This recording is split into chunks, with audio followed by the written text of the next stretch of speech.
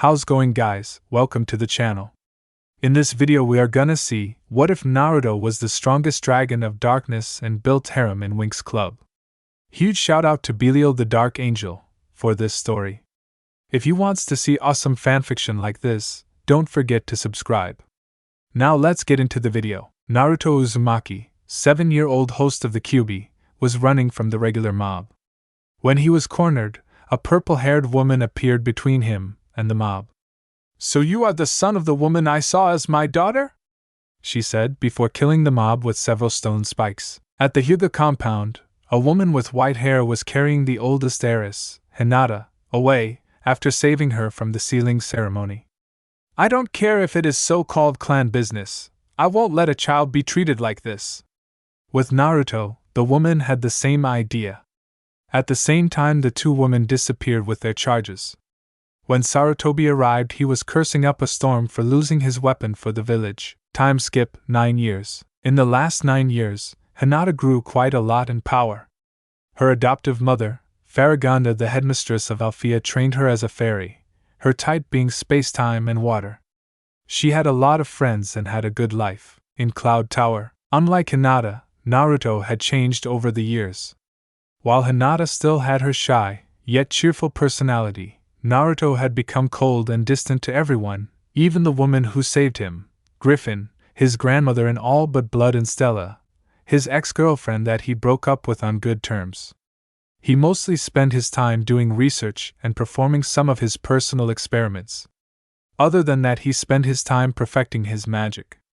His types were darkness, lightning, ice, fire, and several types he never told anyone about and barely used, namely crystal, lava, mist, death, poison, explosion, and plasma. How he got so many types, no one knew, but he attributed it to the Kyuubi. His blonde, spiky hair had become smooth, dark purple, and fell halfway past his back. Some rumored that his hair color came from his darkness affinity. His eyes became mismatched, his left eye being icy blue and his right blood red, unlike his former sea blue color, and his skin was pale. Right now he was walking through the forests that dotted Magix's landscape. When he walked close to Alfea, he saw Icy, Darcy, and Stormy harassing a red-haired girl. He frowned as he walked towards them, with the tricks. "What will you do now, Bloom?" Icy taunted. She, however, ironically froze when she heard a voice behind her. "What in the name of oblivion are you doing here?" Naruto demanded as he walked towards them. The tricks, Bloom, and everyone who was watching took in his appearance. He wore black pants, a black shirt, black combat boots, black fingerless gloves, a black choker on his neck with a silver cross hanging from it, and a black trench coat with silver flames at the bottom. His mismatched eyes were narrowed at the tricks. "I don't particularly care what you do to that girl, but if you do something, do it where you don't leave any witnesses," he said as he motioned to the windows. The tricks cursed and knew he was right. "When we get back, you three are going to be my trainings partners, even if you don't want to," he said as he launched a dark purple fireball at the three, making them scatter and retreat. He then turned around to leave, when he was stopped by the Winx. "Thanks for helping," Bloom said. Naruto tilted his head to look at her. "You seem to think I did this to help you," he said. "Make no mistake. Your well-being is none of my concern. I just don't want those three giving Cloud Tower a bad name," he said as he once again began to walk away. "You don't have to be so hard on her, Naruto," Stella said. "What happened to you? You used to be so different," she said. "People change, Stella, and so do I," he said as he jumped into the air, flames being launched from his feet like jet propulsion, and flew away. He just did this for show, as Stella knew he could fly normally. "Later, Star Sprite," he whispered, but Stella still caught it and smiled sadly. At Cloud Tower, Icy, Darcy, and Stormy were panting and kneeling on the ground. "I hope you learned your lesson," Naruto said as he hovered above them. "Yes, we learned our lesson," Icy said.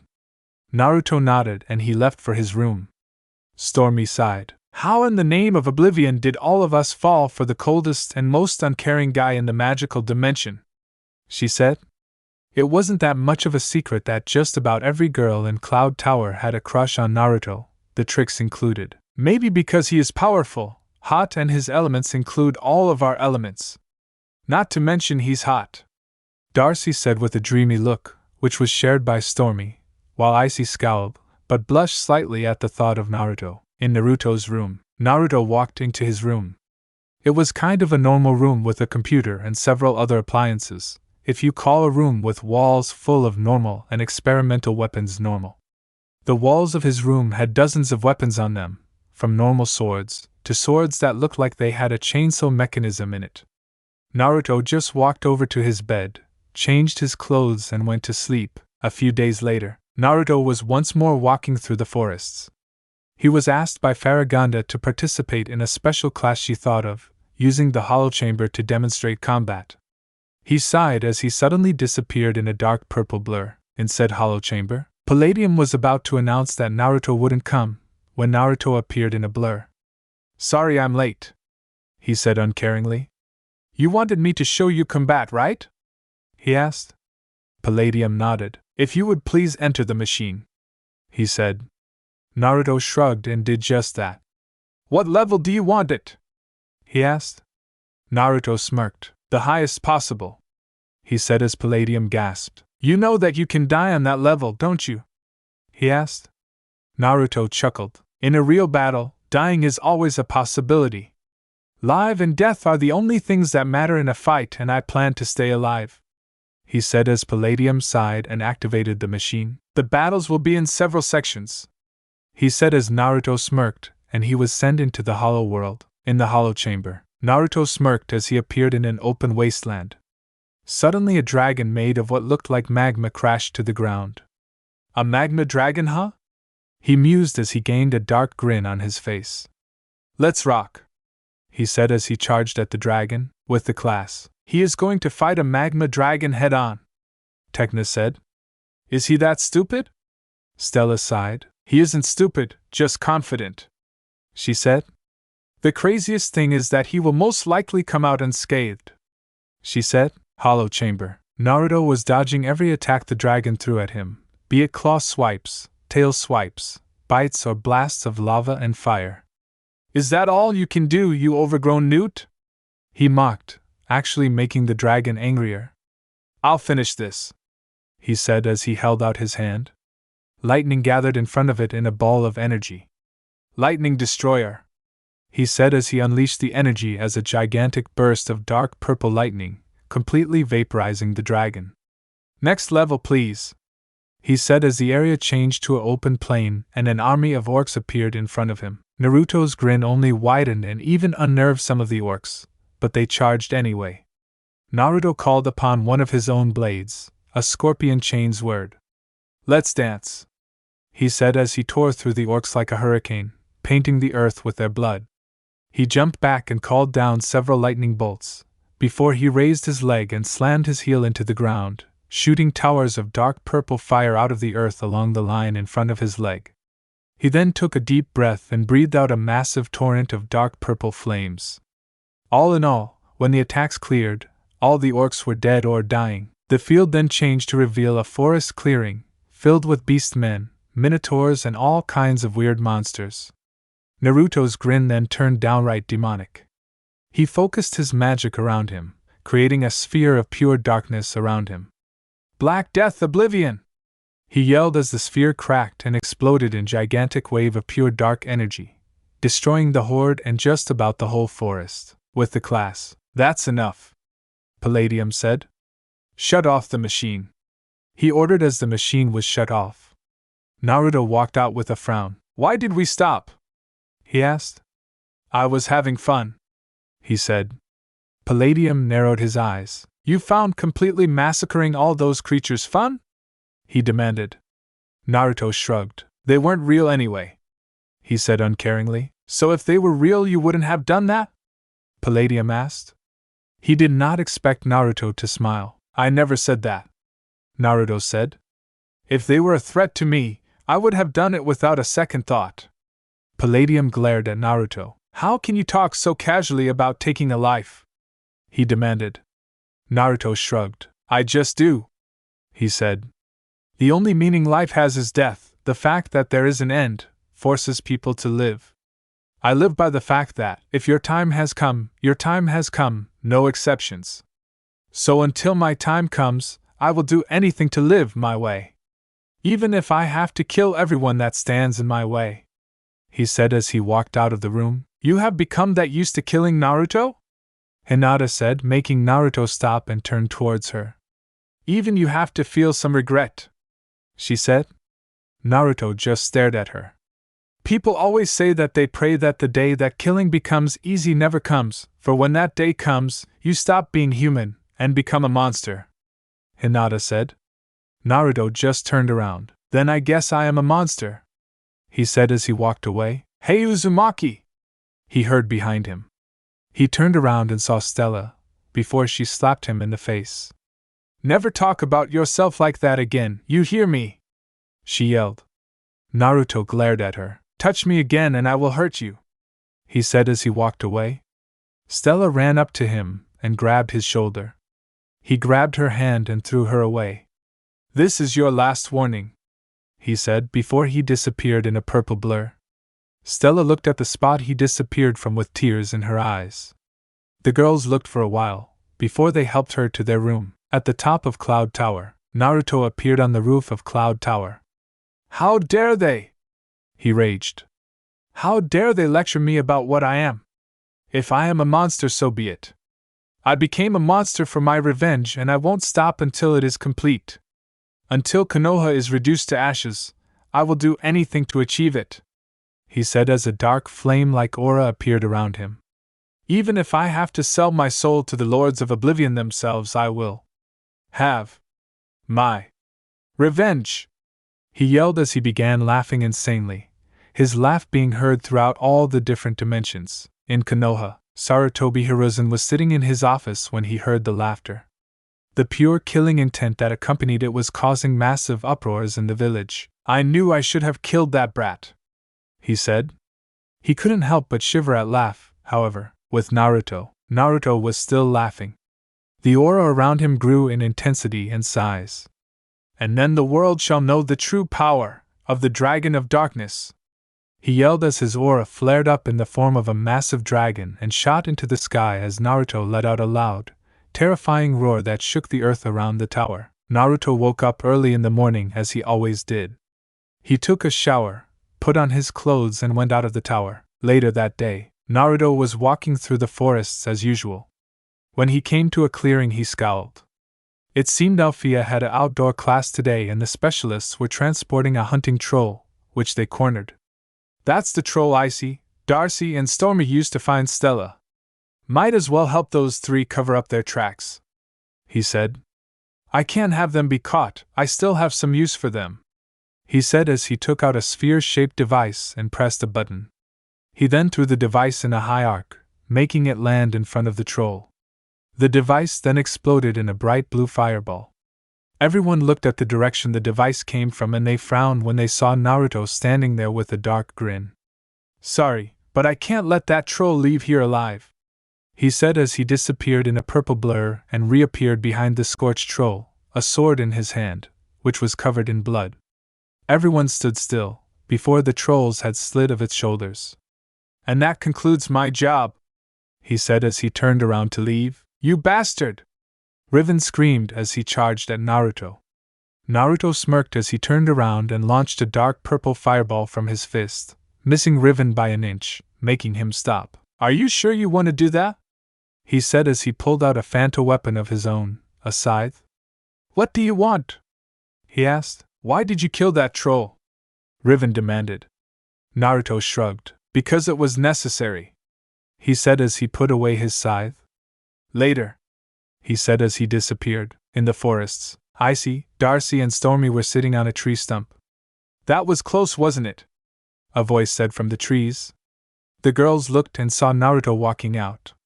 Darcy stood up. "Thanks for your help," she said. Naruto sighed. "You really need to think out your plans better," he said. Stormy then walked up to him and got in his face. "We could have done it without your help," she said. Naruto frowned at her attitude. "And here I thought I'd be nice for a change." "You ungrateful little bitch," he sneered. Shut up, bastard! Stormy screamed. Shut up yourself, bitch! Naruto yelled, but his eyes gained a lustful look in them as he did. What did you say, UMPH? Stormy wanted to yell, before she was cut off when Naruto spun her around, slammed her into a tree, and claimed her lips in a rough kiss as he began to feel up her body. Icy and Darcy looked in shock and secretly wished that was them. As Naruto pulled away, he smirked. What was that you said? He asked. Stormy said nothing and just pulled him back into a kiss. When they broke apart, Naruto smirked. If your next plan goes well, I will give you all the same treatment, he said as he smacked Stormy's ass for good measure and disappeared in blur. A few days later in the city, the day of the rose, Naruto was walking through the city. He had to pick up an order of components for some of the new weapons he was making. The device he used against the troll was an experimental device he made, called a plasma grenade. He made it so that he didn't have to rely on his magic all the time. At the same time, he was going to pick up an order of kunai and saban, and an order of poison ingredients and special ink to make seals. As he arrived at the store he needed to be, he walked in and saw a silver-haired girl. She had golden eyes, and wore a black battle kimono with a crimson sash, normal shinobi sandals, and carried a sword at her hip. Hey Anka, he said. Is my order here? He asked. Hello Naruto. And yes, it is here, Anka said as he took out several large boxes. Here you go. 1,000 kunai, 2,500 saban, for large boxes of poison and potion ingredients, 25 extra large bottles of special ink, and enough components to make 150 of those plasma grenades, she said. Naruto smiled. Thanks. And I want to place another order for these components, he said. I have made a few prototypes for my melta bombs and I am in need of more components. Here is a list with them as well as some more stuff. Payment is in the seal at the bottom, he said as he sealed his stuff away and turned around. Later. Anka smiled. Later, she said. When Naruto walked outside, he saw the race going on. He also noticed Darcy riding in it as well. When they finished, Riven and Brandon got in a fight. So this is what friends do? Naruto said as he walked towards them. I never knew trying to tear each other's throat out was a part of friendship, he said, making Darcy giggle and Riven charge at Naruto, throwing a punch at his head. Naruto just batted his arm away and delivered a devastating punch to the gut, sending Riven flying. Wouldn't try that again, he said as he walked over to Darcy. Finish your plan, my offer still stands, he said with a smirk as Darcy blushed. He then turned around and disappeared in dark purple blur. In the outskirts of the land of waves, Naruto appeared suddenly and looked around. It's been a while since I have been in this world, he said to himself. He then saw two thugs harassing a woman and her kid. Guess I should help, he said with a sigh as he fired two spears of ice at the thugs. With said thugs, you know this woman does look good. You think Gato will mind that we have some fun with her first? He asked. He never got the answer as he and his friend were impaled through the head by an ice spear. The woman and kid turned around and saw Naruto walking towards them. You okay? He asked. The woman nodded. What are your names? He asked. My name is Tsunami, and this is Inari, the woman said. Naruto nodded. My name is Naruto. I think I will take care of the boss of these bastards now, he said. Be safe. He then disappeared in a blur. At the bridge, Team 7, which consisted of Sasuke Uchiha, Sakura Haruno and Sai, Team 8 that consisted of Kiba Inuzuka, Shino Aburame and Ami, and Team 10 which consisted of Ino Yamanaka, Shikamaru Nara and Chuji Akamichi and their sensei Kakashi Hataki, Kurenai Yuhi and Asuma Sarutobi, were standing on the bridge, Gato's army of thugs in front of them and a dying Zabuza and a dying girl named Haku nearby. So this is what happens to the demon of the mist? Gato said. The Mizukage will pay a lot for your head, he said as he ordered his thugs to attack. They were cut off by Naruto appearing in a blur. So you are the bastard I have been hearing so much about, he said. Seriously, if you have a plan, make sure you account for every possible thing that can happen. You didn't account for me interfering and that's why you die now. he said as he drew a scorpion chain's word and charged with a dark smirk. One of the thugs scoffed. "He is just one kid, we can take him," he said before he heard the sound of a chainsaw and Naruto's sword tore through him, spraying blood everywhere. Naruto kept hacking away, before jumping back and throwing a plasma grenade, engulfing about a dozen thugs in the fireball. He then dismissed his sword and raised his hand towards them. "Freeze, Lancer," he said as dozens of large ice spears appeared and shot towards the thugs. The thugs tried to run, but most were impaled by the spears.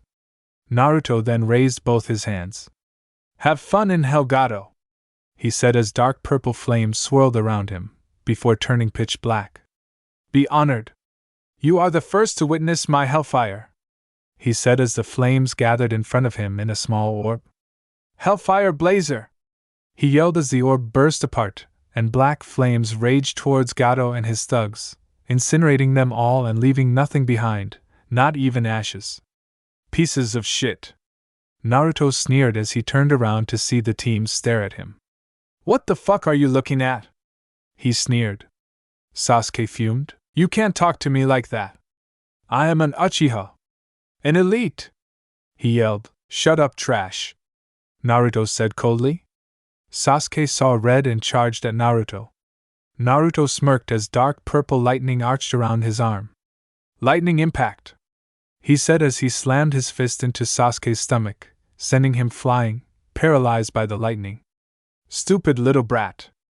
How can that pathetic shithole of a village still be standing if this is the quality of its shinobi?" Kakashi frowned from those words, when he recognized the feeling of some of Naruto's energy. "You are the Kyuubi brat!" he yelled. Naruto chuckled. "Finally recognized me, ha, Inu, you filthy dog!" he sneered. Kakashi wanted to charge, until he realized what Naruto had done. Naruto took that opportunity to appear at Haku's side. "Later, Konoha dogs," he said as he, Haku and Zabuza disappeared. Somewhere else, Naruto stood over Zabuza and Haku. "I can save Haku, but I am afraid I can't save you," he said. Zabuza grunted. "Do it," he said before he passed away. Naruto then turned to Haku. "This may seem like a weird question, but are you a virgin? This will only work if you are," he said. Haku, despite being on death's door, blushed and nodded. Naruto smirked as a dark aura flared around him and entered Haku, engulfing the area in a dark purple light. When it cleared, Haku was standing again, completely healed and with a new appearance. She now wore a dark purple skin-tight bodysuit, showing off her now decupped breasts, black shinobi sandals, black bracers on her arms and black metal greaves. Her eyes were now amethyst-colored with slit pupils, and over all her clothes she wore a black hooded cloak. "Well, that's done," he said as Haku sauntered over to him and wrapped her arms around his neck. "Thank you, master," she purred into his ear. "Allow me to thank you properly," she said. Naruto smirked and spun her against a tree, before kissing her roughly while kneading her breasts. Naruto then pushed the two of them through a portal to his room, to continue the fun, a clone made of darkness taking Zabuza's sword with him. A few days later, Naruto was once again walking through the city, having gathered his order from Anka, which included enough materials to make 75 melta-bombs, 20 more large bottles of special ink, 3 more large boxes of ingredients, a ninjato and a pair of chained scythes. He smiled as he walked out of the city and towards Cloud Tower. Near Cloud Tower, the witches of Cloud Tower were out for a practical lesson on battle magic, when Naruto walked towards them. "I see you are all having fun," he said as he walked over to Darcy, who was sitting on a bench, and sat down beside her. Darcy just smiled as she leaned against him and clung to his arm, making a lot of the girls jealous. The lesson continued, until several masked men appeared. "Naruto Uzumaki, by order of the Hokage you are to be taken back to Konoha to serve as a shinobi. We have permission to use force if you resist," the leader said. Griffin looked at Naruto and was surprised to see him smiling. "Darcy, can you let me go for a moment?" he asked, as Darcy let him go and he stood up. "May I ask what counts as resisting?" he asked in a playful tone of voice, which scared the crap out of every student of Cloud Tower. He only talked like that when he was going to completely decimate his opponents not only physically but also mentally. He would just play with his opponents until he got bored, letting them hit him, just to show them that everything they can do is useless. This, however, was lost on the men. In your case, talking? The leader said as the rest jumped forward, swords ready to impale Naruto, who just smirked as they ran him through. The men looked pleased with themselves and pulled out their swords and backed away, thinking Naruto was dead, while the leader threw a barrage of kunai and shuriken to shred him to pieces. Everyone then heard dark laughter from every possible direction. You think that would be enough to kill me? Naruto's disembodied voice asked with a chuckle. Everyone turned to Naruto's supposed corpse, which was leaking tendrils of pitch-black energy.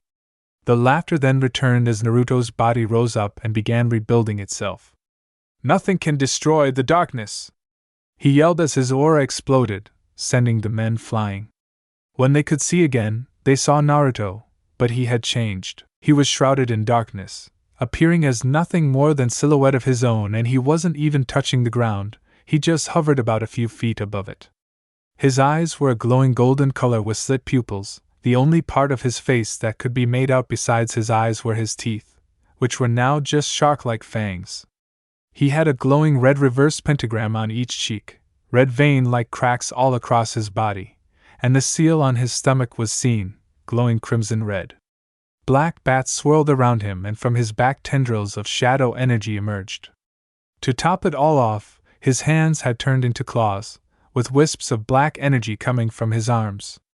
Time to die, he said in a raspy demonic voice as he charged. One of the men tried to be a hero, only for Naruto to slash right through him with his claws. He then appeared behind two others, impaling them through their hearts, and setting their bodies ablaze with black flames. At least try, you pathetic weaklings! He sneered as he swiped his hands and sending a wave of black flames at some of the unfortunate men, incinerating them. He then launched the tendrils on his back, impaling and burning the rest of them, except for the leader. Now what to do with you? He mused as he floated closer. Please have mercy, the man begged. Naruto smirked and grabbed him by the throat. I will use you as a message, he said as he and the man disappeared in a dark portal. In Konoha at a council meeting, the Hokage and council were discussing plans on how to kill Naruto or how to use him as a weapon, when Naruto and the man he held suddenly appeared in the room. Good day to all of you mortals, he said with a dark grin. I see you still haven't changed. The shinobi council gasped, while the civilian council shivered in fear. Uzumaki? Inuzuka exclaimed, only to be answered by Naruto's mad laughter. Ding ding ding! We have a winner, he said. I am just here to return something of yours, he said as he tossed the man he was holding into the air, impaled him with the tendrils on his back, and then tore him apart, showering the room and council members with the man's blood. You'll pay for that, you demon! The Hokage yelled, while Naruto just laughed. Oh, I am far more than just a demon. I am the one who will be the end of this village. I will reduce this place to rubble, he said. I will have my revenge and nothing can stop me, he said while laughing madly, before disappearing into his portal again, leaving the council screaming for his head. Back at Cloud Tower, Naruto appeared again, before his form began to return to normal. He then fell to one knee panting. Note to self, that form takes a lot out of me, he said. He then turned to the rest. I will be going to my room. See you later, he said, but not before giving Darcy a kiss on the lips. He then disappeared in a purple blur. In his room, Naruto appeared in his room, changed his clothes and got into his bed, Haku joining him not long after. It had been 3 days since Naruto had delivered his message to Konoha. Right now, he was watching Darcy and Riven on a date, just in case something happened that could interrupt his or Darcy's plans. He was there in disguise, wearing red clothes, shoes and a black jacket, while his hair was red and tied up in a large ponytail and his eyes were green. He was drinking a cup of coffee, while he had earphones in and an MP3 player on the table, prayer from Disturbed roaring through them. He then looks outside and smirks as he sees Musa ambushed by the other two tricks, which Darcy and Riven see. It really got going when the other Winx and specialists showed up and the group got into a fight. Outside. What are you doing with them, Riven? Brandon demanded as he blocked an attack from Riven. None of your business. Riven sneered. Icy, Darcy and Stormy were fighting the Winx. While this wouldn't be so much trouble normally, as Naruto had taken up training them a bit, and not proved stronger than normal. Darcy frowned as she raised her hand. Know your place. She sneered. Dead wave! She yelled as a large beam of darkness was launched at the Winx, who barely dodged as the ground under them was torn apart. Inside the shop, people were fleeing the shop, while Naruto was chuckling. He set down his cup, took out his earphones and put them and his MP3 player away. He then started laughing madly as darkness spread throughout the shop. Outside, the battle was still going on, when everyone noticed the inside of the shop turning completely dark, before the front of the shop exploded in a burst of dark energy. Everyone looked at the sight and the tricks, and even Riven smirked as Naruto, now in his real form, walked out with a dark grin on his face. Well, he said. What do we have here? Need some help, Icy, Darcy, Stormy, Riven? He asked as they nodded. Naruto smirked as he raised his hand and pointed it towards the sky. You ask. And I provide. He said as he snapped his fingers and 4 bolts of lightning fell from the sky, 2 of them going to the specialists and 2 to the Winx, who barely dodged. Bloom glared at him and began gathering her own power. You will not get away with this, she said as a red dragon formed around her. Naruto smirked as he started laughing maniacally. So you can use your dragon flame, huh? He said, surprising the Winx. Then let's see. He began as a dark purple aura engulfed him, before taking the shape of a dragon as well, shocking the Winx. How the dragon of light and life does against the dragon of darkness and destruction, he said as his magic created 2 wings of energy on his back and his power engulfed his arms. Dragon Blaze! Bloom yelled as her dragon charged at Naruto. Black Dragon Inferno! He yelled as he sent his own dragon at the one Bloom sent. The 2 attacks collided and destroyed most of the surrounding area. When the smoke cleared, Naruto was still standing tall, though his wings and aura were gone, and Bloom was panting, with one knee on the ground. Naruto walked towards her with a triumphant smirk. When he touched her shoulder, his eyes widened and he grabbed his head in pain. Ah! He yelled as he fell down to his knees. As Bloom's locked away memories raged through his head and he saw the destruction of Domino, and a woman with red hair, who looked an awful lot like his own mother. He then fell over forward to the ground, Icy and Stormy picking him up, while Bloom fell down as well, tears in her eyes from witnessing Naruto's memories. The other Winx wanted to move again, when Haku appeared between the 2 groups. Get Naruto-sama out of here, she said as she created a sword of ice to hold the others off, while the Trix and Riven escaped with Naruto. At Cloud Tower, Naruto woke up with an insane headache.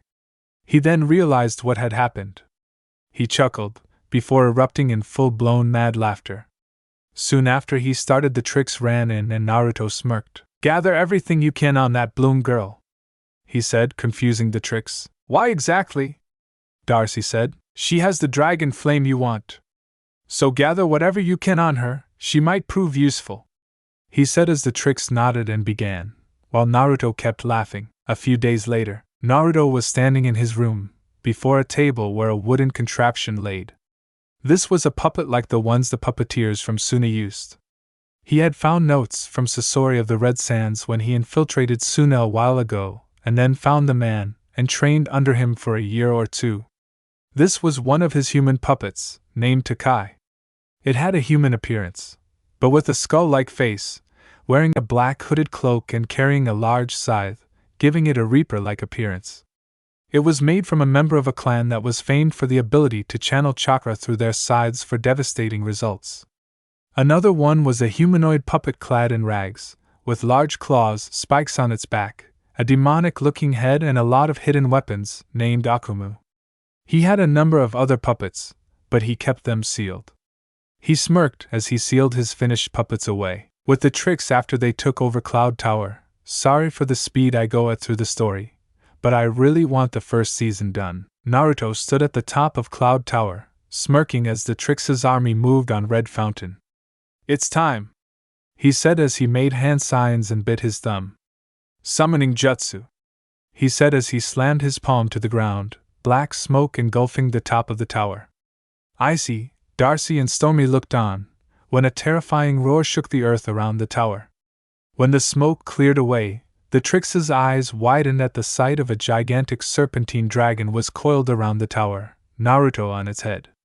Its scales were black with red flame markings over its body, red eyes, large wings on its back, only 2 limbs in the form of 2 clawed arms and a bone-like stinger on the end of its tail.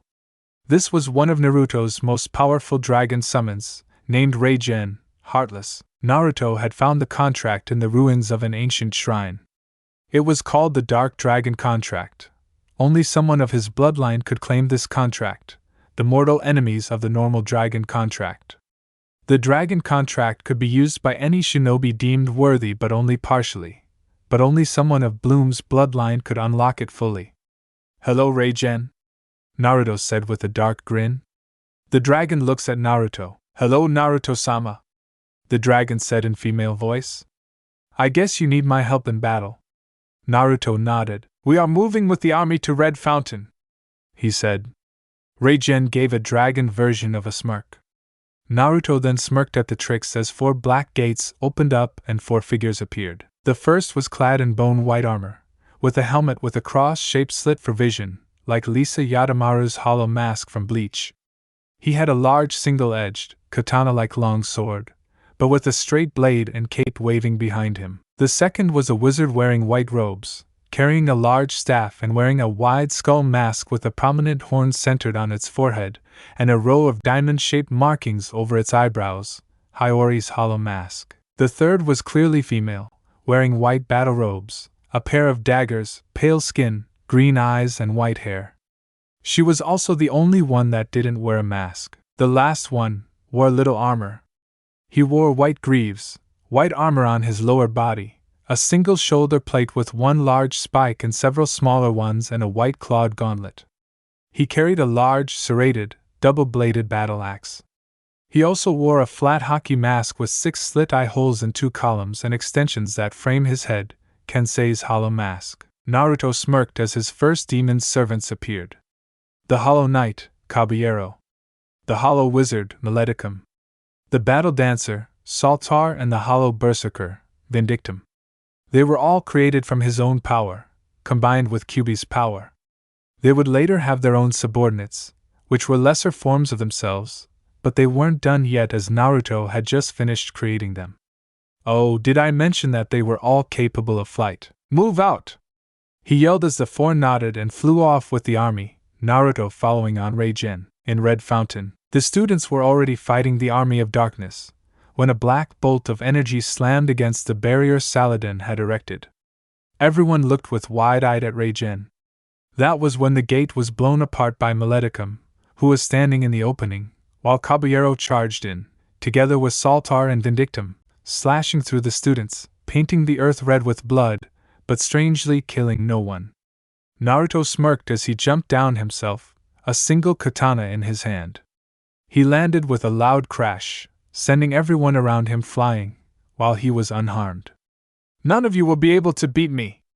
If you can't even beat my servants, you stand no chance against me," he said as his sword glowed ominously. "Let me show you the power I got from the Lords of Oblivion, the power of a Daedric prince," he said. Saladin looked shocked. "You made a pact with the Daedra?" he demanded. Naruto chuckled as he remembered that day, a few weeks ago. Naruto stood in front of a woman that was covered in mist. "My name is Mephala, the Lady of Whispers, mortal. What do you seek of me?" she asked. "I only seek power to achieve my revenge," he said. Mephala chuckled. "Your actions have amused me and the other Lords of Oblivion," she said. "We will grant you power, but only if you complete the trials the Lords give you. Me and Meridia will grant you our power now," she said as a blade appeared in Naruto's hand. It was a normal katana. "This blade will hold your 2 gifts. To unlock your power, just say the corresponding chant," she said as Naruto bowed. "I thank you, my lady," he said as they disappeared. Back in the present, Naruto laughed madly as he raised his katana. "Feed upon the blood of deceit," he said with a grin. "Mephala!" he yelled as pitch-black, red-outlined energy erupted from him. When it cleared, the katana had changed into a pitch-black no-dachi blade, with an angry red glow around it. He smirked as he began cutting apart the students. He then noticed a ship with Diaspro in it to pick up Sky. "Don't think so," he said as his blade was engulfed in blue flames. "Oblivion sword art, demon fire burning slash!" he yelled as he sent a cutting wave of flames at the ship, which barely dodged after Sky cut the cord they had for him. Saladin knew they had to retreat, and ordered the students to get to the ships. Naruto frowned and charged at Saladin. "Take this," Saladin said as he launched several magic bullets at Naruto, who just cut them in half with a smirk. He then appeared in front of Saladin and punched him in the stomach, before backhanding him across the face. He then raised his sword and gave him a large diagonal cut across his chest, until Saladin blew him away with a shockwave, while students carried his body to a ship and they escaped. Naruto yelled in frustration as they escaped. He then flew up to the Trix. "Do we destroy the place?" he asked as Icy nodded. "And you have the honor to do so," she said as Naruto smirked and gathered his power and created an orb of pure white light in each hand. This was a combination between darkness, death, and explosion magic. He called it Oblivion magic. "Vanishing world!" he yelled as he moved his hands together, palms facing outwards as the orbs merged and were launched in a burst of pure destruction, engulfing the school in a raging explosion. The students in the ships looked in horror as their school was engulfed by the blinding light that was seen even in Althea and Cloud Tower, while Naruto just laughed madly. Darcy looked at Naruto and the destruction, before she flew over to him, wrapped her arms around his neck and kissed him on the lips. When they broke apart, she gazed into his eyes. "That got me so hot just now," she whispered in his ear. "You are going to take me to your room and we aren't leaving till morning," she said as Naruto smirked, and the pair disappeared in flash of dark lightning. "She got him before us again," Stormy muttered before she and Icy disappeared as well. At Althea, Stella was crying as she heard what Naruto had done. "What happened to him?" she asked. "He used to be so sweet. How could he turn into such a monster?" she asked. The rest of the Winx, except for Bloom, shook their heads. "Betrayal happened," a female voice said. Everyone turned and saw Farragonda. "If what Griffin told me is correct, Naruto's mother is still alive, but sees him as a monster for the power he holds. When they met and she told him what he thought of him, he snapped. The resulting battle saw his mother Kushina just barely escaping alive and Naruto changing for good," she said. The Winx looked shocked at the story, while Stella just kept crying. The battle for Althea. Naruto was high in the sky, taking care of some dragons that had been brought by Saladin to help. He smirked as one was bitten in half by Raijin, while he used Mephala's sword, the ebony blade, to cut down a second dragon. He sneered and fired a blast of fire at the last one, killing it. He then flew down to the gate and cocked back his arm. "Landmine fist!" he yelled as he punched the gate, obliterating it in a gigantic explosion. "Death has come for you," he said as he charged at the students, until Griffin, Farragonda and Saladin stood in front of him. "We will not allow you to harm the students anymore," Griffin said. "I blame myself for what you have become, and I will make things right," she said, which only served to piss Naruto off. Naruto chuckled darkly. "You know, that bitch Kushina said the same thing when I met her," he said as darkness engulfed him. "I will show just why I am stronger than you and why I am, in a sense, more similar to the fairies than the witches," he said as he flew up and crossed his arms. "Descend upon wings of darkness," he said as he began a transformation similar to a fairy's transformation, except that it was accompanied by a sinister kind of music. Insert one winged angel metal version. His clothes turned into normal dark-colored clothes, a dark-colored long coat, claw-shaped armored gauntlets on his arms, talon-shaped armored boots on his feet, his hair in a large ponytail, and his eyes blood red. On his back were two wings of black-red outlined energy. For the clothes, think the clothes Atticus wears in Yu-Gi-Oh! GX, when he is possessed by Night Shroud, but with the gauntlets, boots, and without the mask, as well as with wings like Arturo play to do from Bleach. What has he become? Saladin asked as everyone around, even the army, was frozen by the release of power. Naruto smirked as he heard him and landed. A monster, he said as his flashed, and a shockwave blasted everyone back. Griffin fired a few spikes of granite at him, and Farragonda and Saladin several magical blasts, which were destroyed before they even touched him. That all? He asked, not having moved from the spot once. Let me show you real magic. The only warning they had was his eyes widening a bit and flashing, before a large wave of dark energy blew everyone back. He looked up to the sky, and saw that Bloom had beaten Icy, Darcy, and Stormy, but the army wasn't defeated, as Naruto's presence was enough to sustain it. He frowned, before he flew up towards Bloom. With Bloom, the Winx had arrived at Bloom's side. You can't win, Icy, give up, Bloom said as Icy laid on the ground beneath them. Don't think so, she said as she tried to get up. Bloom sighed and fired a fireball to knock her out. Don't even think about, Naruto yelled as he flew by so fast that he was nothing more than a black blur, and picked up Icy and brought her out of battle zone. Stay here for now, he said before he flew up to meet the Winx. Naruto, why are you doing this? Stella asked. Revenge, Naruto said coldly, but magics did nothing to deserve this. Destroy Konoha if you wish, but leave the magical dimension alone, Stella said. Naruto chuckled darkly. They do deserve this, he said. They stood in my way, so I will remove them. I know everything you can do, he said. How? Bloom demanded. Because of my connection to you, which was created at that cafe. Through it I saw everything you did, he said as another wave of darkness was launched suddenly, blasting the Winx back. Solar Bolt! Stella yelled as she threw a ball of light at Naruto, also destroyed before it even touched him. Can't you see, little girl? He said with an insane smile. I am God! He yelled as a gigantic wave of darkness sent them all flying. He then charged at them and backhanded Bloom and Stella into the ground.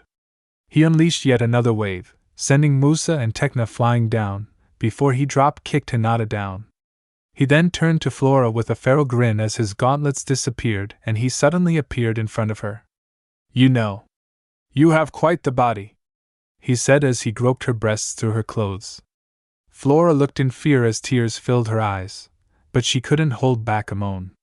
So nice, he said as he leaned closer to her face, until he was blasted away by a dragon made of water. He turned and glared at Hinata, who had fired it. You will pay for ruining my fun, he said, you sick freak. Hinata growled as the rest of the Winx came up. To think you were once our friend, it makes me sick, she said, unknowingly reminding Naruto of the conversation with his mother. Flashback. Naruto stood in front of his mother, his darkness form out and ready, while she was wounded on the ground. To think of being like you as my son, Kushina spat. It makes me sick to think that I brought you into this world, she said. Naruto just raised his hand. I am not your son, he said as black energy surged around him. You are just a pathetic little whore whose purpose was served when you brought me into this world. You lost your use when you abandoned me as a child. The dark energy then formed a sphere that began cracking. Kushina dashed away, just as Naruto spoke. Black death, oblivion, and darkness engulfed the area. Flashback end. Do I look like I care? Naruto said, surprising the Winx. Do you think I care what an inferior being like you thinks? He said as the ebony blade once again appeared in his hand and turned back into a katana. The Winx each fired a blast at him, while he just smirked. Break through the dawn, Meridia, he said coldly as a burst of golden light dispelled the blasts. When the clear Naruto's sword had changed into a weird form, I can honestly not describe Dawnbreaker well enough, so just search for its pic in Skyrim. This is Dawnbreaker, the weapon granted to me by Meridia herself, he said as he swung the sword and sent a wave of golden light at the Winx, who had to dodge. It also allows me to use light as a weapon, like this. Holy Lance! He yelled as he sent several large blades of light at the Winx. Water release, Water Fong Bullet. Hinata said as several drills of water were launched at Naruto, who laughed. You think ninjutsu will help when magic doesn't? He said as the attack was once again destroyed before it even came close. Judgment! He yelled as beams of light rained down from the sky. Hinata screamed as she was hit by one of the beams. You are weak. You are still trying to see if I will come back to your side. Get it through your heads, the Naruto you thought you knew is dead, and he isn't coming back, he said before he was sent flying by a large wave of pink energy. Spatial rend, Hinata said coldly. Naruto glared at her. Illumination blast! Stella yelled as a huge blast of light sailed at Naruto, sending him back even more. Techno bomb! Techno yelled as Naruto was sent flying again by a burst of green energy. Sound burst / Gaia blast! Musa and Flora yelled together as Naruto was once again sent flying, before he came to a halt and glared at them. Where does this power come from? He demanded before he sensed it. So it is the pale-eyed bitch, huh? Using forbidden magic now? Hinata just glared. To think you can use your space-time magic to manipulate the powers of your friends. The spell known as the Threads of Destiny, he said. Bloom then flew up. You lose, she said as she and Hinata charged their power. Dragon Blaze / Roar of Time! They yelled as Bloom locked a dragon and Hinata a gigantic beam of power. Naruto's eyes widened before narrowing. Don't underestimate me, he yelled as his power exploded. Black Dragon Abyssal Blaze! He yelled as dragon made of black flames was launched at the combined attack. It held up for a while, before it was overpowered, the resulting backlash and blast from the attack sending Naruto flying. When the light cleared and the Winx pursued him, they saw him hovering above a large chasm. So you beat me? He said with a chuckle. Naruto, give up and let us take you in, Stella said with tears. Naruto laughed out loud at that. If I lose, I lose. My only regret is that I have to leave Icy, Darcy, and Stormy to their fate, he said. But you won't take me alive, he said, when his new form suddenly disappeared and Naruto plummeted towards the chasm. Stella dashed to get him but was too late. I will see you all again, in oblivion, he yelled as he disappeared into the chasm. Naruto! Stella yelled as he fell down. Later, Star Sprite, Naruto whispered softly as he fell. Later at Alphia. With Naruto defeated, the army was destroyed and the Trix and Haku were sent to Light Haven. The weird thing was that Naruto's demon servants were nowhere to be found. The Winx had retired to their room to rest, Stella crying herself to sleep. In the chasm, Naruto lay at the bottom of the chasm. Then a spike creature appeared and took him with him. Later, when Naruto woke up, he looked around and saw a figure sitting on a throne. He looked glowing red and wore armor over his seemingly body. He also had torn, red glowing fabric on the back of him. It was not possible to see his eyes, but they glowed like fire with small pupils. Naruto's eyes widened. Darker, he whispered. The now identified Darker chuckled. Welcome to Shadowhunt Naruto Uzumaki, he said. I hope you healed enough, you took quite a fall. But that is not important. I have seen your actions and you are just the help I need to get the codex, he said.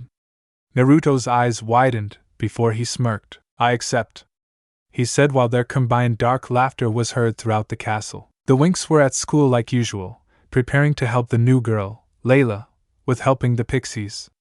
Stella was nervous of going underground as her powers were weaker there. The second reason was that she knew the chasm Naruto fell through led to some of the caves they would be going through. She sighed as she looked in the mirror in the room. I miss you, Naruto, she said to herself, before she turned to leave, never noticing the ripple that suddenly appeared in the mirror. In Shadowhunt, Naruto sat in his room in Shadowhunt, the same room as the pixies were placed in, gazing into a mirror, connected to the one Stella gazed in. Naruto sighed. Why can't I get Stella out of my head? He said to himself. You love her. Amor, the pixie of love, said. Naruto chuckled coldly. That emotion, he said. I have never heard of it, he said with a grim smile. But I guess you can be right, he said with a deep sigh, before he lay down on his bed and went to sleep. When the Winx entered Shadowhunt, Layla had just entered the room the pixies were in. She smiled as she freed them from their prison when the rest of the Winx showed up. "What do we have here?" a dark, distorted voice said. When they turned to look, they saw a figure clad in full demonic armor, with a black cape waving behind it, and a curved and serrated sword in his hand. Think full Daedric armor with a cape and a Daedric sword. "I take it you want those pixies?" he said. "Go ahead, take them, they are of no use to us any longer," he said as he turned around and left. The girls looked at each other and left. From around the corner, a now helmetless, silver-haired and armored Naruto watched as they left. He sighed before walking to leave. In the elemental nations, Naruto walked around the area near Konoha. He then smirked, shifted his form to the one he used when he was in the cafe, and walked into the village.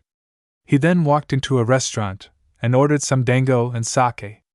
When he was done, he paid and left again, when he saw a trio of red-haired women walking there, Kushina, Taiya and Karen. Naruto's eyes narrowed in anger at the sight of Kushina. "So those are my supposed sister?" he thought as he focused his own sensor abilities, and his eyes widened. "So they have a portion of the dragon flame as well? I guess I was right. Bloom is related to me," he whispered to himself. Unfortunately, Karen was a censor. "Mom! That boy with the red hair. I sense a dark power in him," she whispered. Kushina scanned him herself, until she went through hand signs and fired a bullet of water at Naruto. "Shit!" Naruto cursed as he called his Daedric sword and cut the bullet in half. "Discovered. Great," he muttered as he released the transformation. "How nice it is to see you again, you stupid whore," he sneered at Kushina. "Stupid monster. Why didn't die like I heard you did?" she demanded. Naruto chuckled. "Because nothing can destroy the darkness," he said as dark energy seeped off his body. "Solar blaze!" Karen yelled as she sent a flash of burning light at Naruto. Naruto smirked. "Shadow's claim," he said as darkness appeared around the light and absorbed it. "Shadow's wrath," he said as the darkness then sped towards Karen, blasting her back. "You really think a bit of light and fire can beat me?" he said as dark purple flames danced around his body. He then sent a trio of fireballs at the woman. The woman easily dodged, but were surprised when Naruto appeared in front of them and backhanded Karen away. "Weak," he sneered as he fired several more fireballs at the remaining women, who dodged. "Get away from here. You are nothing more than a monster," Kushina sneered. Naruto just chuckled. "Thanks for the compliment," Naruto said as darkness erupted from his body and formed around him, and he changed into his darkness form. "Die," he said as he swiped his arm and sent a wave of black flames at Kushina, who quickly jumped over it, when a squad of ANBU appeared and charged at Naruto. He just chuckled, before a wave of darkness blasted them back. Then the Hokage showed up. "You have a lot of nerve showing your face here again," he sneered. Some Inuzuka and her daughter Hana Inuzuka were there as well, when Naruto deactivated his darkness form, and they honestly couldn't fight off the blush that formed on their faces. "You think I care what a washed-up old man thinks?" he said. "You should have died when Orochimaru invaded this place. Though I am glad he didn't, as that right is mine," he said as he took out his katana. "Break through the dawn, Meridia," he said as the blade turned into Dawnbreaker. "Judgment Ray!" he yelled as he fired a beam of light from the tip of the blade, that was dodged quite easily, while Naruto just charged in and clashed blades with some ANBU. He just smirked as he spun around and cut through two ANBU. "Pathetic," he said as he swung the blade behind him, killing another ANBU. He then jumped back to avoid several streams of fire. He then saw Kushina, Sarutobi and Kakashi standing there. "You can't win, brat," Kakashi sneered. Naruto chuckled. "Guess I have to fall back now. Can't reveal my true power just yet," he said as a dark portal opened behind him. "But before that," he said as black flames danced around his hand. "Hellfire burst!" he yelled as he threw a compressed ball of black flames at a random point in the village, engulfing it in an explosion of black flames. "Later," he said as he disappeared, leaving the Hokage and surrounding shinobi scream for his death. In the city magics, Naruto walked around in his disguise and walked into Anka's weapon shop to see Anka organizing the shelves. "Whoever you are, drop the illusion," she said as Naruto chuckled and did so. "Still as alert as ever, Anka-chan," he said. Anka smiled and flew at him, kissing him on the lips. "Where the hell were you?" she demanded when she pulled away, before Naruto explained his story. She smiled. "What do you need?" she asked. "The usual," Naruto said as he gave the order. Anka giggled. "I have it in storage," she said as she went to get it, before she came back with several large boxes. "Here you go. 4,000 kunai, 10,000 simban, 16 large boxes of poison and potion ingredients, 100 extra large bottles of special ink, a pair of wakizashi, a ninjato, 3 katana, a nodachi, 2 scythes, a pair crossbows, 4 full sets of daedric armor and weapons, including arrows and enough components to make 600 of those plasma grenades, 300 of those melta bombs, 200 of those remote demolition charges and 250 incendiary bombs," she said. Naruto smiled as he handed her a bag of gems. "This should cover it," he said as Anka smiled as Naruto sealed the stuff away. "See you later, Naruto-kun," she said with a smile as Naruto left. Shadowhunt. Naruto sat in his room, completing the enchantments on his new blades, before he placed them on the walls. His ninjato had a fire and lightning enchantment, the 3 katana all had a life-leeching enchantment, his wakizashi a moon damage enchantment each. His 2 scythes each had frost and leech enchantment, his crossbows a magic draining and frost enchantment, and his daedric equipment had a whole arsenal of enchantments. He also enchanted the ninjato and chain scythes he had bought long ago with special enhancements. The ninjato was reforged with obsidian, demon blood and several other materials, and the chain scythes were modified so the chains were held in a set of special gauntlets. He smirked as he walked to his bed and fell asleep. Light Haven. Icy, Darcy, Stormy and Haku were sitting on a balcony. "It's so boring in here," Darcy said. "Nothing to destroy." That was the moment Darker in his phoenix form appeared. What surprised them the most was a serpentine winged dragon made of black energy appearing as well, before gathering at a certain point and forming a human shape, before Naruto stepped out. "Good to see you all again," he said before Darcy flew around his neck and kissed him deeply, which Naruto returned. After a while they broke apart. "Let's go," he said as they followed him and Darker. They then came across some of the guards, but the tricks couldn't beat, and that's when Darker gave the tricks their glumix. They finally got out of the place, but Haku was surrounded. Naruto smirked as his eyes flashed. "Awaken, Goddess of Ice," he said as Haku's eyes glowed in icy blue and black energy with a bluish tint wrapped around her. "Ice God Bellow!" she yelled as a gigantic burst bluish black energy blasted the soldier's back. She then ran to Naruto's side. Naruto smirked as he turned towards the men that had gotten back on their feet. "Disappear," he said. "Black Dragon Abyssal Blaze!" he yelled as a gigantic winged dragon made of black flames erupted from his body. The dragon let loose an earth-shaking roar, and launched a stream of black flames at the men, before diving down and engulfing the men. When the flames cleared, nothing was left of them, while Naruto laughed insanely. The group then disappeared in a black flash. In Shadowhunt, Lemon skipped. In a dark cavern, a large runestone, undisturbed for 1,000 years, suddenly glowed. Then, a large explosion of red light raced through the cavern. When the light cleared, a woman with long black hair, red eyes and pale skin stood there, wearing black robes and carrying a large black scythe. She then smirked, showing a fawn-like canine teeth. "The goddess of death is back," she said before she exploded into dark energy. In an ancient forgotten forest grove, a large black egg-shaped prison stood in the middle of a forgotten temple. It was covered in ancient runes and surrounded by 4 pillars from which chains wrapped around the prison. Between the pillars spikes rose up, which had bars running through them. The pillars and spikes then curved upwards to join together and formed a dome. Suddenly cracks appeared across the egg and black energy seeped out. More cracks appeared and gale force winds whipped up throughout the temple. The dome began buckling as more cracks appeared, before a gigantic explosion of dark energy ripped the prison apart completely. When the smoke cleared, a figure stood in the middle of the ruins. He had long dark blue hair, black eyes, and deadly pale skin. He wore black armor with claw-shaped gauntlets, a red cape, and carried a large sword at his side. "It has been more than 1,000 years since those high elves sealed me away. But now I am back, and the world will once more see the return of the true chosen of chaos. The dark gods will be remembered." He roared loudly as darkness seeped through the temple and grove, corrupting it with the energy of chaos. A prison on the Island of Redemption. The Island of Redemption was a prison for the greatest threats, built and guarded by the High Elves.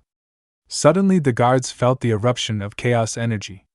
Their eyes widened as they ran to the deepest part of the prison. When they arrived, the guards stationed there were already massacred. In the middle of the massacre stood a robed person, carrying a large black staff with a red gem on one side and a blade on the other. His robes were hooded, hiding his face. "So my master has awoken," he mused as he walked towards the guards. "My revenge will finally begin," he said as he raised his hand towards the guards. "Chaos magic," he said coldly. "Infernal gateway," he roared as a portal appeared beneath the guards, consuming them completely in scarlet flames, while the person just laughed madly. An ancient mountain range, a circle of runestones, was suddenly blasted apart in an explosion of red energy. In the middle stood a woman with black hair, green eyes, and pale skin. She wore black clothes and black high-heeled boots. "So I am free, huh?" she said to herself. "It feels good to stretch again after 500 years. A pair of black feathered wings burst from her back and she flew off. In an ancient mansion, a woman sat on a chair. She looked like a corpse, wearing a black dress and black high heels. Suddenly her body began to heal. Her body became young again, and she now had silver hair, blue eyes, and tan skin. She giggled before a pair of bat wings appeared on her back and flew out of the mansion, which crumbled to the ground. Naruto stood watching over the damage one of Darker's monsters was causing against the Winx and specialists in Red Fountain with a dark smirk. Even when Helia jumped in, they couldn't beat it. That was the moment the monster attacked Stella and batted her into the air. Naruto's eyes widened. Then, against all logic, Naruto appeared behind Stella and flew her down. Everyone's attention was then focused on them. "Can't leave you alone ever, huh, Star Sprite?" he said as he let her down and jumped away. He looked at the monster, which retreated as soon as it looked at Naruto. "Why did you help her?" Bloom asked. Naruto shrugged. "I don't know myself. My body just moved on its own," he said. "Don't think this will become a habit, though. After this, we're enemies again," he said as a dark portal opened up and he left.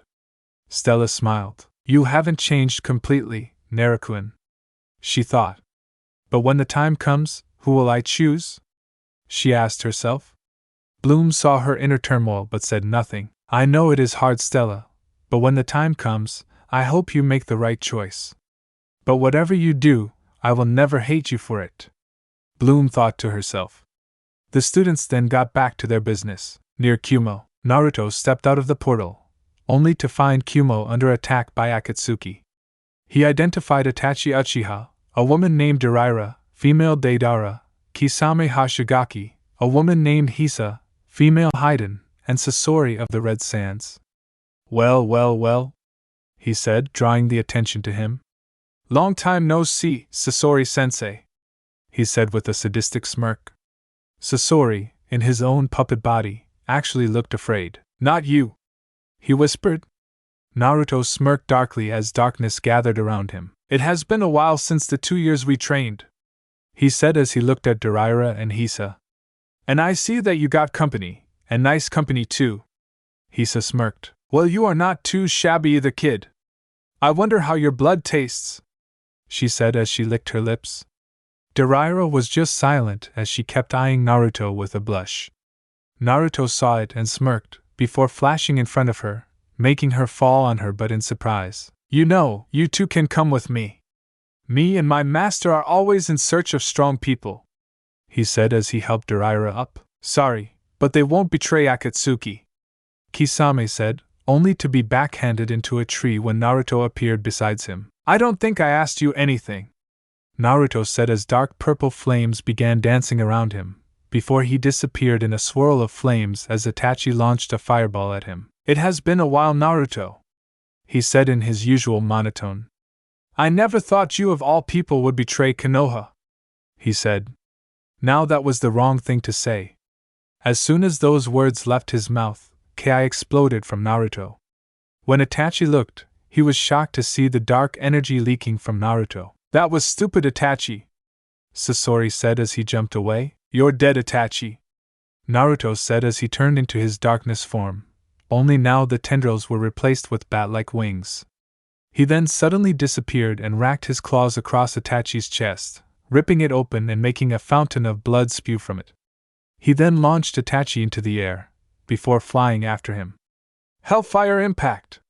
He yelled as he encased his hand in black flames and sent Itachi into the ground, burning with black flames. Once Itachi touched the ground, Naruto appeared in front of him. Itachi suddenly smirked as he disappeared in a flock of crows and appeared behind Naruto, and cut off his right arm. Naruto just smirked as his arm suddenly regenerated. Nothing can destroy darkness, he said with a smirk as he grabbed Itachi by the throat and lifted him up. You have lost the right to live, Itachi, he said as darkness spread all over Itachi. This is for Mikoto. Have fun in oblivion. And don't worry about your eyes and powers, I will put them to good use, he said as the darkness suddenly retreated and Itachi was gone, except for the ring, which Naruto took. Now, what to do with the rest? He questioned, before noticing that Sasori and Kisame were fighting. How did that happen? It was Daraira that answered. Kisame wanted to attack you in the back, but Sasori stopped him, she said. As Kisame was about to deal the finishing blow, he suddenly feared for his life from the ki that came from Naruto. Deciding that fighting the one that killed Itachi wasn't a good idea, he fled. Naruto walked over to Sasori, who looked at him with a sad smile. It seems my time has come, he said. I can still save you, sensei. Just join me, Naruto said, but Sasori shook his head. I have lived for long enough. I leave my body, spy network, scrolls on techniques and collection to you, he said. You really are my greatest student. The one person to finally surpass me, he said as his puppet body fell to the ground motionless. Naruto kneeled down and sealed the body away. He then summoned Haku and ordered her to gather the stuff Sasori left him. Yuzuru Kani Namuru sensei, rest in peace, teacher, he said as Daraira laid a hand on his shoulder and smiled. We will join you, she said. Naruto smiled and opened a portal. Go through here and wait in the room you arrive in. I need to take care of some business, he said as he walked into the village, Raikage's office. So you are the person who defended our village? The Raikage said. Why didn't you kill them all? Naruto just shrugged. I always need powerful allies and they are quite powerful, he said. The Raikage chuckled. Nicely said, he said. Now what do you need? He asked. Yujito ni, he said simply. I need the Nibi vessel, he said as several ANBU appeared around him and a blonde-haired girl and a red-haired girl walked in. You are not taking Yujito, they snarled. Naruto just chuckled. You assume that you can stop me. If I really was planning to take her away against her will, you would never be able to stop me, he said. I just want to give her the choice to help me when I call for her. Other than that, I ask nothing. In return, I train her and several other kunoichi in my arts, he said. Why only kunoichi? The Raikage asked. Because women have a greater natural aptitude for magic than man, in general. You just give me 3 people besides Yujito, and I will make them more powerful than you can imagine, he said. The Raikage looked at Samui and Karui, before calling Mabui and Yujito inside. You heard what he said. What do you say? He asked. Yujito looked at the other 3, before they nodded. We agree, she said. Naruto smirked as he turned around. I will return in a few days to begin your training, he said as he disappeared in a swirl of black flames. 5 days later, Naruto had begun training the 4 3 days ago and discovered their elements. Samui had fire and lightning, Karui had water and lightning, Mabui had earth and fire, and Yujito had fire, lightning, darkness, poison, and death, including necromancy. Besides this, Deraira had earth and explosion, and Hisa had darkness and blood. He had also begun teaching them the theory on combining elements. Samui had plasma, Karui had storm, Mabui had lava, and Yujito had plasma and hellfire. They had also begun gathering undead for Yujito's army. They created a pocket dimension for this purpose, so she would have them with her at all times. He smirked as he saw how Yujito was using hellfire on quite a high level, namely using it in her fighting style. "That's enough," he said as he walked towards them. "You need to return now. Keep training while I'm gone. I need to find some certain items," he said as he walked away. "Of course, Sensei," they said in unison as they walked through a portal Naruto created. Naruto smirked as he disappeared in a dark purple blur. In the desert of lost souls, Naruto walked through the seemingly endless desert. The desert of lost souls was once a fertile and prosperous land, before the rise of the great necromancer Nagash. Rumors had it that Nagash's last disciples brought his corpse, the corpse of Manfred von Karstein, and all the treasures of the vampires, tomb kings, and necromancers, and even some treasures they had stolen, to a temple in the desert. On the way, he had already encountered several undead creatures, like zombie dragons and skeletons, not that they posed a threat to him. He smirked as he came upon the temple of the dead.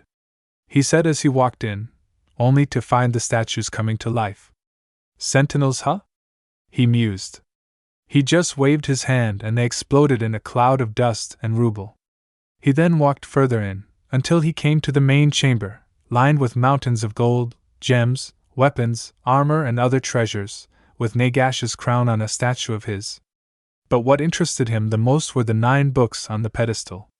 The black books of Nagash. He smirked as he took out several scrolls. "Sealing technique, mass vacuum collection," he said as everything was drawn into the scrolls. He smirked as he left, dark laughter echoing throughout the temple as Naruto took the crown of sorcery form, a statue of Nagash, and placed it on his head, the knowledge entombed in it flowing into his mind. He just smirked. Most people would have gone insane, but Naruto's mind was way stronger, especially with Kyuubi helping. Naruto then left the temple and created a portal to Shadowhaunt. 10 days later, Naruto smirked as he looked over his own personal lair in the Forest of Darkness. It was now a haunt for him and his experiments with the undead. Zombies, skeletons, and white walked through the forest.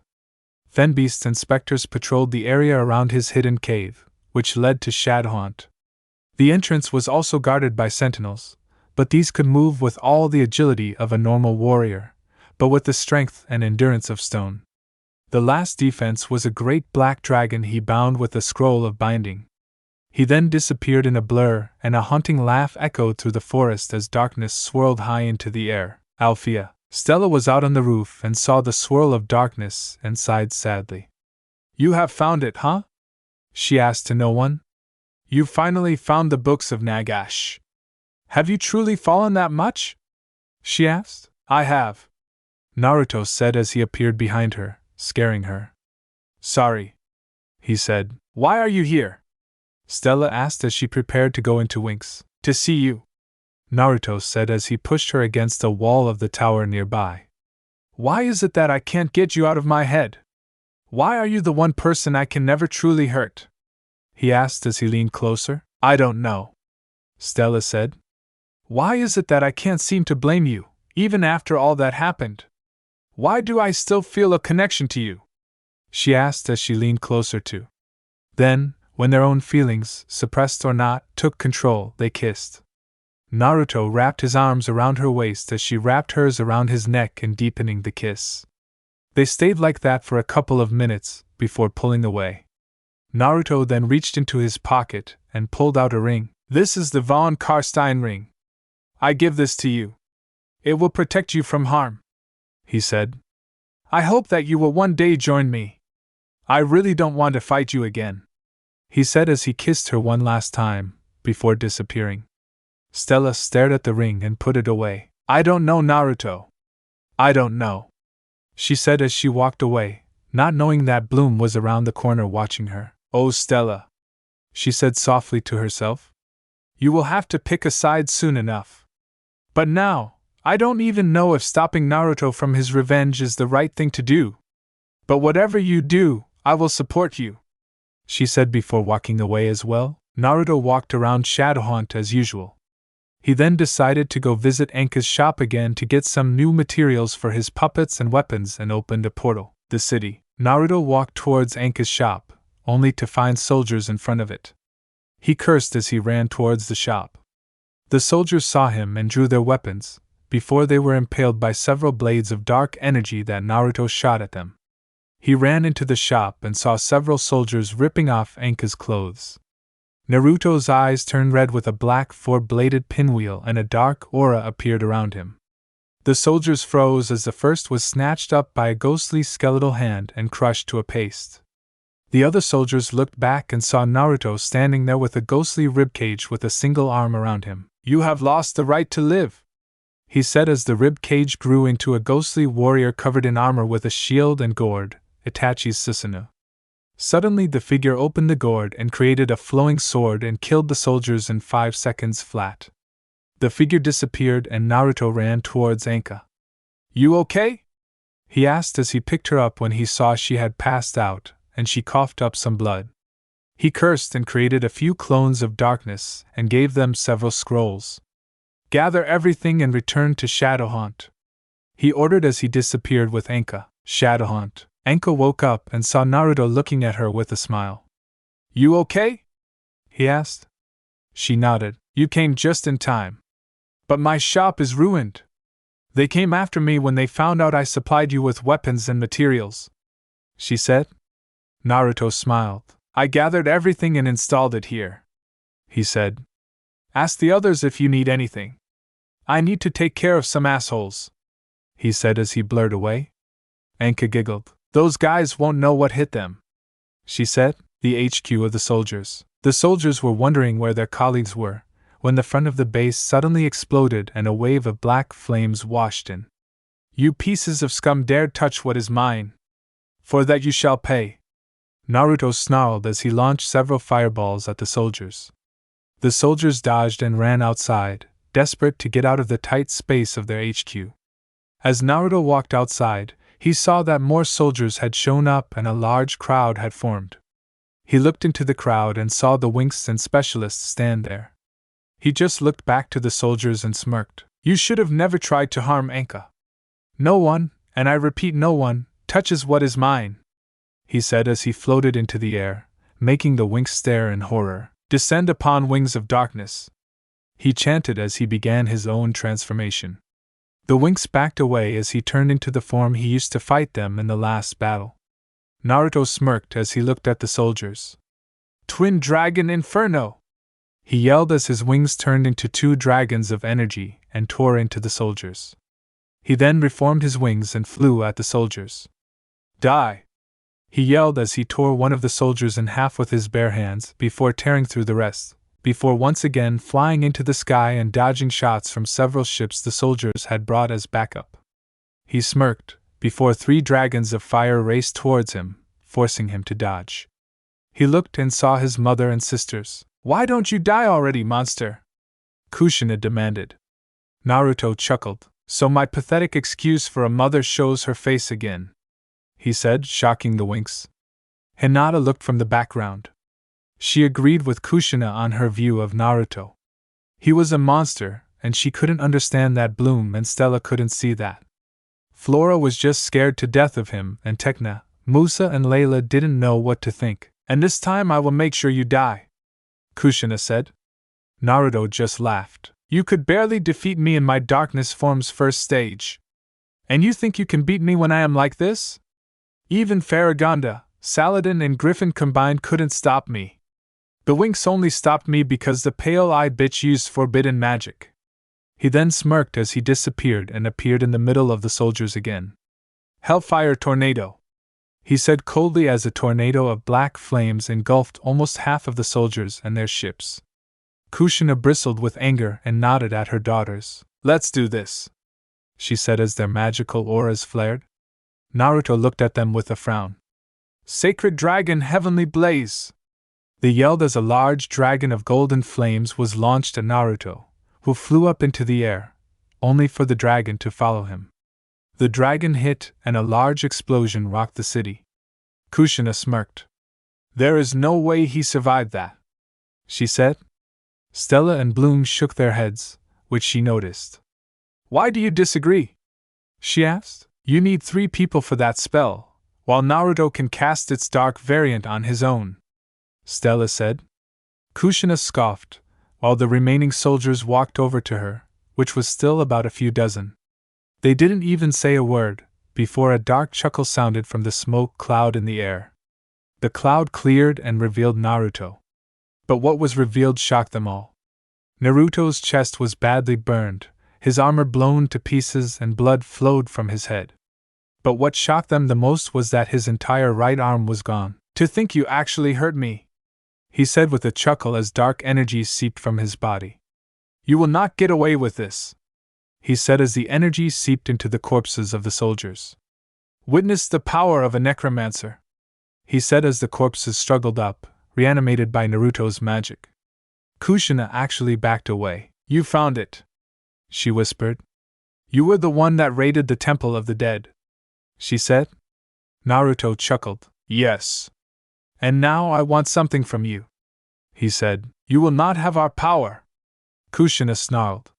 Naruto just laughed. "I don't want your power. I want knowledge," he said. "Our family were the last remaining guardians of the knowledge of the forgotten kingdom of Eldoras," he said. "What I want is the location of the long-lost capital of the Chaos Elves," he said with a wicked smirk. Kushina's eyes widened, while Naruto smirked as the corpses fell down, the magic Naruto used and their residual life force flowing back to Naruto, healing him and even restoring his arm, clothes and armor. "I will never give you the location," Kushina sneered, while Naruto laughed. "Can you still say that when the life of your daughter is on the line?" He began as he disappeared and reappeared, but now with Karen in his hands, one arm around neck and the other around her waist, pinning her arms against his body. Kushina's eyes widened before she sneered. "You wouldn't dare anyway. Even you don't have the guts to kill your own family," she said. Naruto just chuckled. "Maybe I won't kill her, but she has other uses," he said as he squeezed Karen's wrist with one of his hands, making her moan. "All right. The map to the location is in the ruin of the hidden Whirlpool village," Kushina said. Naruto smirked as he threw Karen at Kushina, who caught her. "I am a man of my word, so here is your daughter," he said as he rose further into the air. "Now if you excuse me, I have a map to find," he said as he disappeared in a black portal. "Goodbye," he said as the portal closed, leaving the crowd to tend to the wounded, the ruins of Whirlpool. Naruto appeared, still in his dark angel form, as he dubbed it now. He instinctively knew where to get the map and walked to the location. When he entered the vault, he saw the map. Seeing as he was still of Uzumaki blood, the traps didn't activate. He smirked as he took the map, and the rest of the items in the vault, including scrolls, artifacts, and other stuff. He then opened a portal and left for the location of Eldoras. When Naruto walked out of the portal, he was immediately bombarded by bolts from so-called raven bolt throwers and arrows from the archers. "Calm down, I am not here to fight!" he yelled. They instantly stopped when a black-haired woman walked forward. This was the queen of the Chaos Elves, Titania. "So you are the Dark Angel? Even we have heard from you. Tell me why you are here," she said. "To gain help for my revenge," he said before explaining his story. Titania nodded. "Follow me. We will discuss the alliance," she said as they walked to her palace, Naruto deactivating his Dark Angel form. As they sat down in her room, she closed the door and locked it. "Now for the negotiations," she said with a purr as she sauntered over to him. "There aren't any worthy men in this kingdom, mainly because we are almost all female. The only reason we survived is because of our lifespan and that we stayed hidden," she said as she sat in Naruto's lap. "So, give me a good time and we are yours," she said. Naruto smirked before he threw her on the bed, ripping her clothes off and kissing her deeply. "Very well, my queen," he said as they went at it for the entire night, effectively preventing the servants from getting any sleep, with some of them wishing they could join in. 3 days later, Naruto was flying around Magix again, riding on one of his dragons. It was white and black and about 5 meters long, showing it was young. They landed in a forest clearing and Naruto petted the dragon's head. "Thanks, Obsidia," he said as the dragon nuzzled his hand and disappeared in a cloud of black smoke. Naruto then began walking, until he came across a woman with long black hair, red eyes and pale skin stood there, wearing black robes and carrying a large black scythe. "So you are Naruto Uzumaki?" the woman said with a fanged smirk, which Naruto mirrored. "And you must be Noa Shinigami, the goddess of death," he said with a mirthful look in his eyes. Then, in a flash, Noa had her scythe at Naruto's throat, while Naruto had the ebony blade at her throat. "So what do we do now?" he said with a grin, which Noa returned. "Well, we could fight. Or we could join up," she said, which Naruto smirked at. "I choose the last one. I am only biding my time until Darker finally lets his guard down." He said. They both removed their weapons from each other's throat. Noa then smirked as she kissed him on lips, which Naruto just returned. They broke apart, and both smirked as they disappeared to their respective locations. Shadowhunt. Naruto appeared once more and was immediately tackled to the ground by Darcy, who immediately kissed him, while Naruto just let his hands roam her body. They broke apart and went to his room. 3 days later in the human world, Bloom's world, Naruto walked around in an ancient part of the Amazon rainforest where no one ever entered. It was called the Forest of No Return, seeing as everyone who entered disappeared. He smirked as he found an ancient castle that seemed to be shrouded in a permanent illusion to keep people from finding it. From the air, that is. The trees were high enough to completely hide even the highest tower. He smirked as he walked in and called a single black-bladed, serrated katana to his hand. As soon as he entered, a horde of Chaos Warhounds jumped at him, only to be swiftly cut down as Naruto flashed past them. "Annoying," he said coldly as he heard a chuckle. Out of the shadows walked a man with pitch-black hair, pale skin and sickly golden eyes, wearing black robes. "So you are the brat who entered my domain?" he said. "It doesn't matter. You will die here," he said until he heard Naruto laughing insanely. "You kill me?" he said with a laugh as a pitch-black aura surrounded him and grew to such an intensity that the ground began to buckle and crack under the pressure. The air around him distorted and the castle was shaking on its foundation. "You won't even touch me," he said. "Why not?" the man demanded, until he found Naruto behind him, with his katana piercing the man's heart. "Because you are already dead, you just didn't realize it yet," he said as he ripped out the sword and stored it away, before leaving for the treasury, which he collected. He then left the castle with a haunting laughter as black flames engulfed the entire structure and reduced it to ashes, miraculously leaving the surrounding forest untouched. The end. Now watch daily exclusive uncensored Lemon stories and mature content, along with NSFW images, featuring Harem girls characters from the fics. Access all this and more on my Patreon. Click the link in the description to explore.